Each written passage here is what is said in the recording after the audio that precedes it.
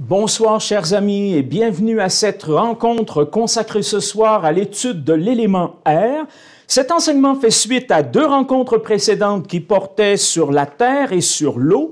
Notre objectif est de mieux comprendre à quoi ces quatre éléments correspondent, mais surtout de nous familiariser avec certains exercices initiatiques qui permettent d'en explorer les dimensions psychologiques et spirituelles.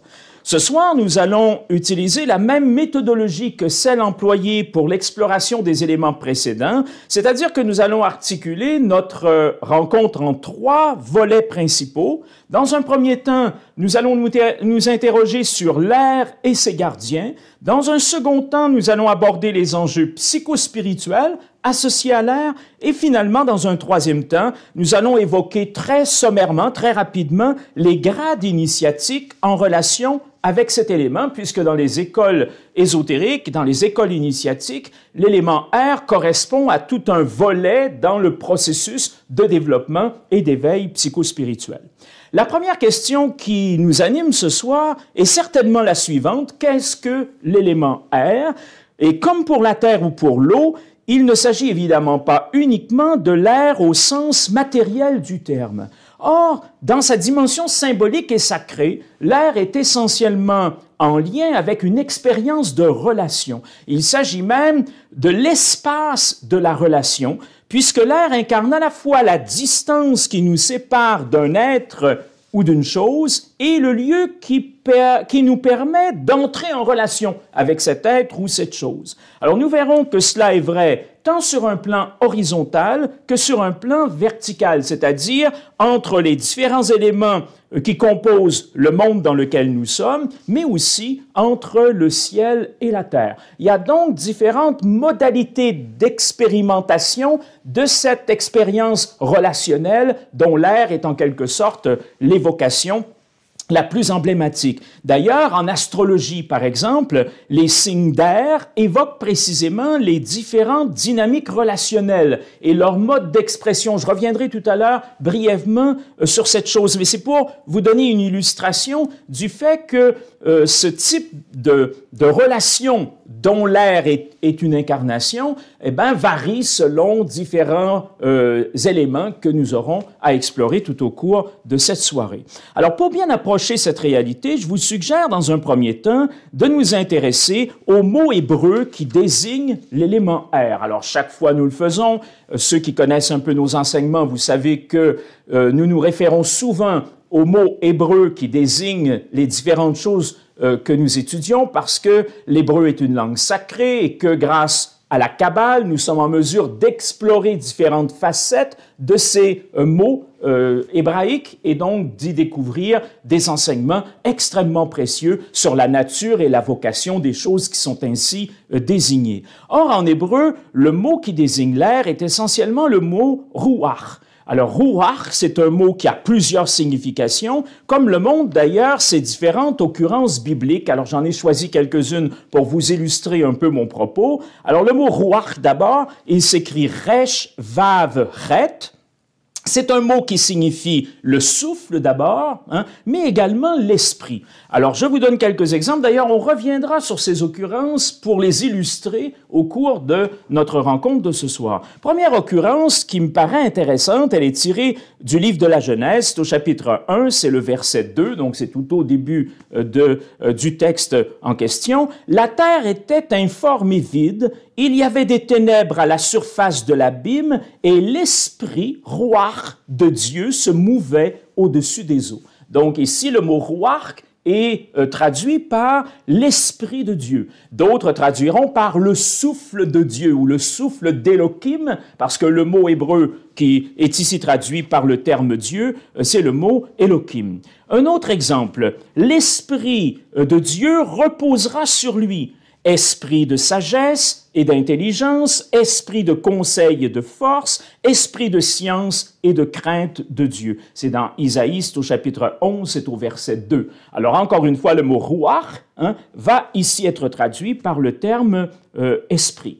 On a également un passage intéressant, c'est dans un psaume, c'est au psaume 104 au verset 3. Tu envoies ton souffle, ruach, ils sont créés et tu renouvelles la face de la terre. Alors là, on a un petit écho avec Genèse 1-2, hein, où on nous dit qu'au départ, il y a Ruach Elohim qui plane au-dessus des eaux, hein, et le psalmiste nous dit, tu envoies ton Ruach, hein, tu envoies ton souffle, et ils sont créés. Comme si le souffle, on y reviendra bien sûr, était à l'origine, à la source de toute chose. Hein. Pensons également à un autre passage très intéressant, cette fois toujours dans le psaume 104, c'est d'ailleurs le verset qui suit, le verset 4, « Il fait des vents, ses messagers, des flammes de feu, ses serviteurs. » Alors les flammes de feu, on en reparlera lorsque nous aborderons le quatrième et dernier élément qu'est l'élément feu, mais ici, c'est intéressant, il fait des vents, ses messagers. On a encore le mot ruach, qui est au pluriel, bien sûr, mais on a encore ce mot ruach, hein, qu'on traduit ici par souffle. Et enfin, un dernier exemple, c'est dans le livre des Proverbes, c'est au chapitre 11, c'est au verset 13, « Celui qui répand la calomnie dévoile les secrets, mais celui qui a l'esprit fidèle les garde. » Alors ici, le mot « esprit », c'est encore en hébreu le mot « ruach ». Donc le mot « ruach » sera tantôt traduit par esprit, tantôt traduit par souffle, selon les différents contextes. Alors je vous rappelle comment il s'appelle. Alors ne vous inquiétez pas, ceux qui n'ont pas l'habitude de ces conférences, vous aurez un fascicule complémentaire à notre rencontre. On vous demande un peu de patience parce qu'actuellement, on est un peu submergé de travail, mais il va venir relativement rapidement, ce fascicule complémentaire. Alors, vous aurez les mots hébreux que j'ai cités et puis également les analyses kabbalistiques qu'on en fait. Donc, vous aurez tout ça sur papier, très clairement exposé. Donc, c'est pas la peine de vous précipiter pour prendre des notes. Essayez simplement de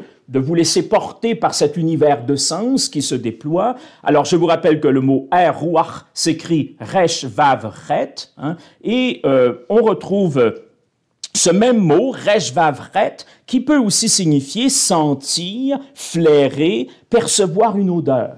Donc ça, c'est quand même intéressant parce que ça ouvre tout un univers de sens sur lequel nous allons travailler tout à l'heure, celui des odeurs, celui des senteurs, celui des parfums, voyez-vous. Déjà, ce mot « ruach » est très lié à cette réalité.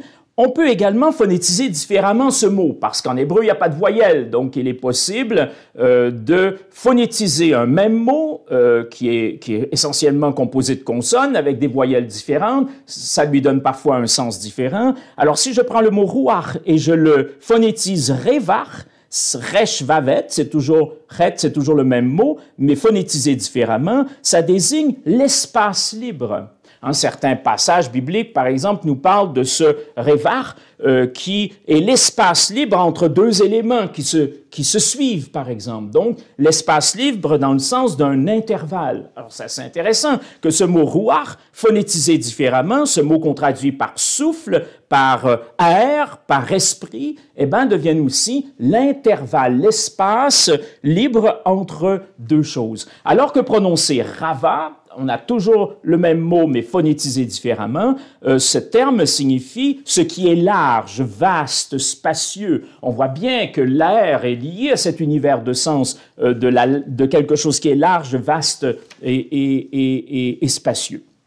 C'est un mot, le mot air, ruach, qui vient de la racine resh vav ret, hein, qui est aussi à l'origine du mot reya, resh yud ret, qui désigne cette fois carrément l'odeur et le parfum. Donc, on est encore dans ce même univers de sens. Cette fois, donc, la même racine, ce n'est plus le même mot, puisque ça s'écrit resh yud ret, mais c'est la même racine. Cette même racine va donner le mot odeur, va donner le mot parfum. Et tout à l'heure, ça va nous ouvrir des horizons absolument fondamentaux pour explorer justement les différentes médecines, les différentes énergies associées à l'élément air. J'ajouterais à cela, à cette brève analyse du mot ruach, j'ajouterais que la guématrie de ce mot est 214. Alors, qu'est-ce que c'est que la guématrie? Ben, c'est l'addition de la valeur numérologique de chaque lettre qui compose un mot, puisque vous le savez, en hébreu, une lettre est également un nombre, pas de manière a posteriori, comme pour l'alphabet latin, par exemple, ou par convention, on dira que la lettre D vaut 4 parce qu'elle est la quatrième lettre de l'alphabet. En hébreu, c'est plus que cela. En hébreu, la lettre est à la fois une lettre et un nombre. Hein? Donc, si j'additionne resh qui vaut 200, vav qui vaut 6, ret qui vaut 8, eh bien, j'obtiens le nombre 214. Or, le nombre 214, c'est aussi la gématrie du mot yarad, yud resh dalet, qui veut dire descendre, mais descendre dans le sens d'aller vers. Hein? C'est aussi la gématrie du mot Ezor, Aleph, Zayin, Vav, Resh, qui évoque une corde, c'est-à-dire quelque chose qui relie. Enfin, on pourrait dire que c'est la gématrie du mot Taher, Tet et Resh, qui veut dire être pur. Et ça, c'est quelque chose d'un peu différent, là. C'est pas spécifiquement a priori l'idée de relation, pourtant nous verrons tout à l'heure que cette pureté, elle est d'ordre relationnel. Hein? Alors on développera ça tout à l'heure, mais déjà la gématrie du mot nous ouvre ces horizons-là sur le plan de l'univers de sens associé à l'élément R.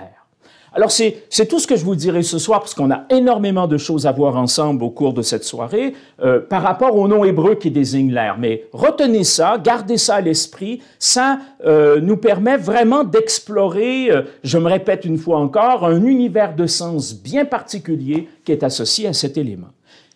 Comme pour les autres éléments, il y a ce qu'on appelle un gardien de l'élément R, ou si vous préférez, un ange de l'élément R. Un ange dans le sens d'un messager et d'un gardien de cet élément. Il s'appelle, dans la tradition de la Kabbale, Ruachel. Ruachel, eh ben, c'est un nom qui est d'ailleurs formé à partir du mot ruach, on l'entend d'ailleurs phonétiquement. Ruachel, ça s'écrit Resh Vav Chet Aleph Lamed. Et dans ce mot Ruachel, qui est le nom de l'ange de l'air, de l'ange gardien de l'air, eh bien, on a le mot Ora, Aleph Resh Chet, qui désigne le chemin, le sentier, la voie. Et il nous reste la lettre Lamed et la lettre Vav. La lettre Lamed est une lettre issue d'un ancien idéogramme qui représente un aiguillon pour faire avancer, pour se mettre en marche. Le Vav, c'est une lettre de communion, une lettre de mariage, une lettre d'union. Donc, on pourrait dire que cet ange de l'air, Ruachel, est celui qui m'aiguillonne et celui qui me met sur la voie, sur le chemin, sur le sentier du Vav, c'est-à-dire de l'union. Et là, on voit bien comment c'est une exploration, finalement, de cette dynamique fondamentale de l'air qu'est la relation. Me mettre en chemin vers l'union, vers la relation, au sens de la lettre Vav. On a également, dans ce mot Ruachel, le mot Reva, que l'on a évoqué tout à l'heure, qui désigne l'espace libre. Et ensuite, il nous reste les lettres Aleph Lamed qui forment le mot El, qui est une préposition en hébreu qui indique le mouvement, la direction. Ça, on pourrait traduire par vers. Donc, on pourrait dire que Ruachel, l'ange de l'air, est celui qui nous amène vers cet espace libre, cet intervalle, ce lieu de mise en relation. On a encore dans ce mot Ruachel le mot Hul, Chet Vav Lamed, qui veut dire enfanter, qui veut dire aussi espérer, ça dépend du contexte dans lequel le terme se trouve, enfin espérer, enfanter, et lorsque je retire ce mot du nom Ruachel, il me reste le mot Or, Aleph Resh, qui désigne la lumière. Bon, le plus souvent, la lumière s'orthographie, le mot Or s'orthographie Aleph Vav Resh, mais il peut, dans certaines circonstances, s'écrire Aleph Resh. Donc, on aurait espéré, mais aussi enfanté la lumière. C'est assez intéressant aussi, toujours dans la mesure où il s'agit ici d'explorer l'élément R, dont Ruachel est le gardien, mais en même temps l'instructeur, le messager, c'est-à-dire celui qui nous révèle la nature profonde et les exigences associées à cet élément. Donc, espérer, enfanter la lumière. On peut également voir dans ce même terme Ruachel le mot Or, Aleph Vav Resh, qui désigne soit la lumière, on vient de le dire, mais aussi qui évoque le fait d'éclairer. Et il nous reste les lettres Ret Lamed, qui forment le mot Chol, qui est la chose profane. Donc, on pourrait dire que Ruachel est celui qui éclaire la chose profane.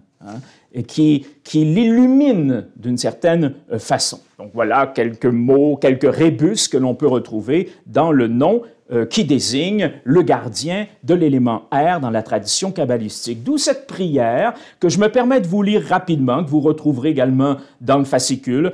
C'est un exemple possible d'une prière d'invocation à l'ange Ruachel qui nous permet de nous rappeler quels sont les principales fonction, quelle est la vocation essentielle de cet archange que l'on peut invoquer comme notre guide, comme notre accompagnateur dans l'expérimentation de cet élément air.